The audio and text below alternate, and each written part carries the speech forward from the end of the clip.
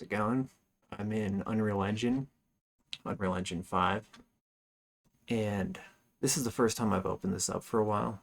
This is a map that I've been working on. I went to school for game design, and it was a good way to get my feet wet in it, and then I kind of ended up just being mostly self-taught.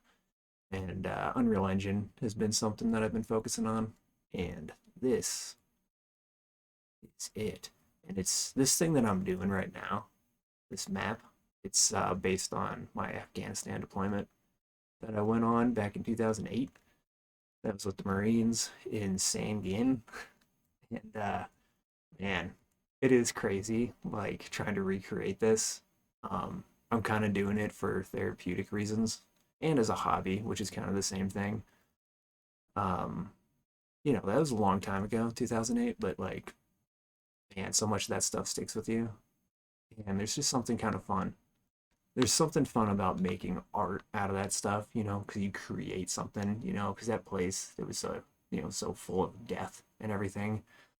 It's like the ending of things, destruction and death and things. But like now, so many years later, I get to create things out of it, and hopefully things that'll be beneficial to life.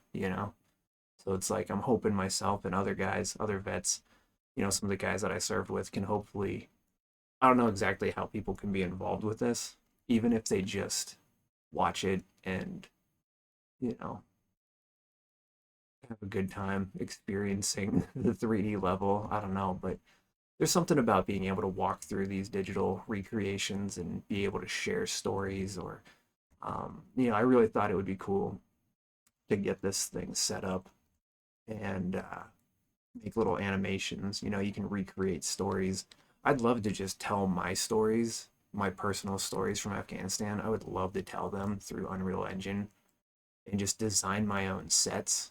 Uh, because I used to work for Vet TV, and so I got that kind of film background in military military filmmaking, storytelling. That was all mostly comedy based, but it was also dark comedy, so we kind of hit on this stuff. But uh, being able to use this to recreate stories, I think would be pretty cool. And so like here I'm starting. This is titled Pharmacy Road, but I think the real Pharmacy Road's a little bit wider. I think that'd be more like this one. And I was kind of working on it, trying to get different types of rocks and sand. And this is all based on photos that I took while over there. So it's like you can see even just like the dirt.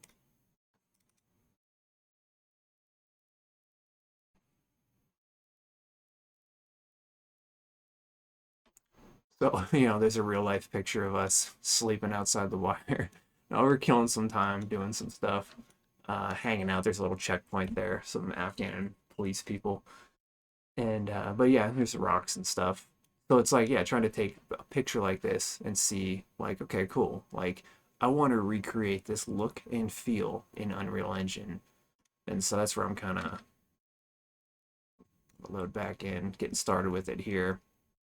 Like I think some of these, I can adjust them a bunch, and I've got to get back into this and learn uh, how I set this all up. It was fun. It's like there's enough tutorials online that it's like literally you just have to. It's like a bit of a process to learn this stuff on your own, but like it's all there, and you can find courses and stuff that really help spell it out and structure it in a way. But like you can just get in and just be like, well, how do you do terrain? Well, how would you do this and how would you do that? And you can just pinpoint these tutorials and figure out how to manipulate the terrain and do different height map type stuff to get the effects of the stones. And you do need kind of a decent computer. This one's not the greatest, but it gets by. So one of these days I'll have to upgrade to something that'll really crank this stuff out. So I can definitely tell when I do more complex things, it gets silly. Like there's cool modeling features in it now that they didn't have back when I did game design before the filmmaking stuff. And like now you can come in, you can cut holes and things, and so I've been trying to make these you know trying to make it so you can go inside the little huts and stuff, and the texture repeats a little bit. But then, like, if we're doing level design properly, we'd come in and put decals on the wall and, stains, and, we'd change it up and blend it together and make it a cool thing. It'd be cool to get it at some point. It'd be cool to get it to procedurally generate, because that's one of the things that I thought was real interesting about about fighting in this terrain, was like how it's just these big walls. It's like it's pretty much all just a maze of big walls like this, and then it's like people's compounds and houses and stuff, and it's just such a wild environment. And then there's just stuff everywhere, and like anything can be an IED. So you just like walk down, and it's like, let me see what happens when I click play. I forget had it where I had it hang off before, where I left off before. It might even just crash the whole thing. You hit play and it's supposed to drop you in as a character, do the lighting a little bit more properly. You have physics elements, those will start running. So this is like live gameplay. So this is, if I were to ship this on Xbox, this is the game. This is like level 1. And, you know, not much you can do. You can't really interact with the level or nothing. Man. But it's like starts to lag, but you can get like an idea. I can manipulate the character's speed and stuff in the settings, but so I must have it on low. So I was trying to get it to do like a normal walk, and then you can replace this character, with like a Marine or something. But then it's like I wanted to somehow, and maybe even if it is like a VR thing, to be able to like walk down the road like this, because this is just like being on a foot patrol. Like it's like being on a foot patrol. You're just like walking, walking, walking. And it's like, all right, I'm coming around the corner. Like, what's around the corner? Like, oh. And like, I don't have anything modeled really, but it's like, oh, look, it's another alleyway full of rocks and stuff, and you just kind of keep walking, and you're just like, you either step on an IED or you don't. It's really all you do. You just do that for like 5 hours a day, every day, for like 5 months straight. Oh man, it was crazy. It definitely seared a hole in my brain. Getting that numb to death while walking around was just insane. You just like, because a lot of the sand even just gets like this, where it's like kind of loose sand. So they could just bury an IED and throw sand on top of it. And they did a lot of the pressure plate ones where you can step on them and blow up. And it's just boom.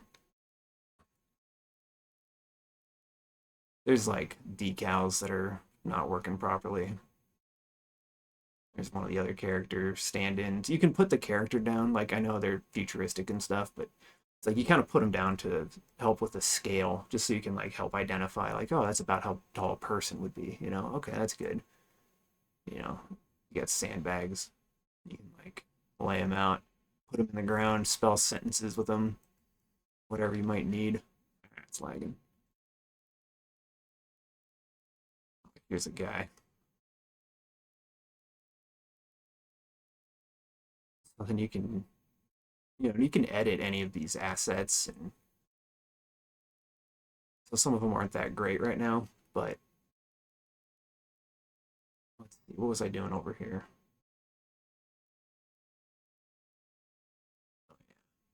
Something's going on with the texture on that one, with all the grading, or the quadrants.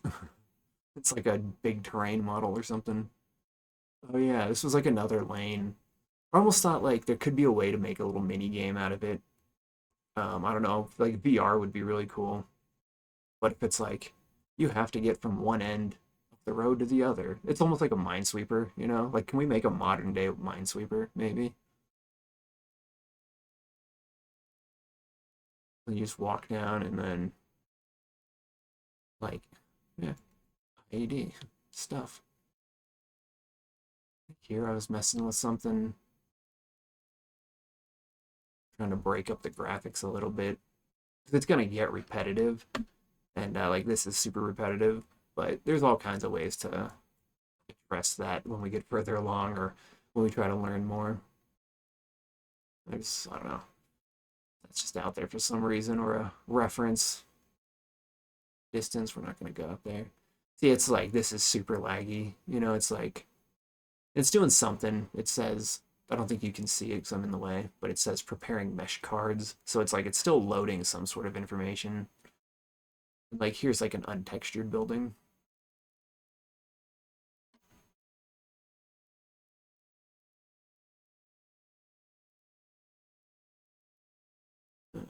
Oh, nice. So that's interesting. So wait, what's up with this one? Because this one's not dark. Like you can come in here and it kind of adjusts the exposure. You know how it's like super bright outside, and then you come out and like it kind of lags a little bit, but then it comes back to being normal color. It's like, is that one just a big wide open door? And is that why it seems like I just copied and pasted them? This one's all dark inside. It's kind of cool. It's like how it should be, you know? Like if you were to walk inside of a little hut like this is kind of how it would feel. It's just like the way they do the bloom effects and stuff. Like I think Unreal Engine does a pretty good job at just giving you a nice baseline of like semi-realistic effects for graphics. You know, and this is just a real quick um like I could just model this pretty quickly because you can just like I don't know, tell it to extract a cube from the inside, a cube shape, and then extract a longer cube shape for the door, just punch holes and things. Like I didn't actually have to model and extrude things, I don't think.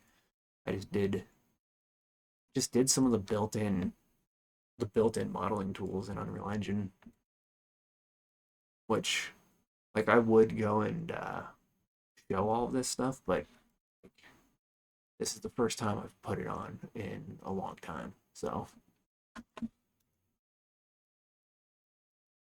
could be here all night if I'm trying to show things. But yeah, there's like basic rundown kind of what I've been working on in Unreal Engine when it comes to Afghanistan and all that good stuff. So yeah, I don't know. Keep chipping away at it. It's therapeutic if nothing else. Creating art out of bullshit. So all right, let's leave it there. Probably make another one. See where we go with this. Thanks for watching.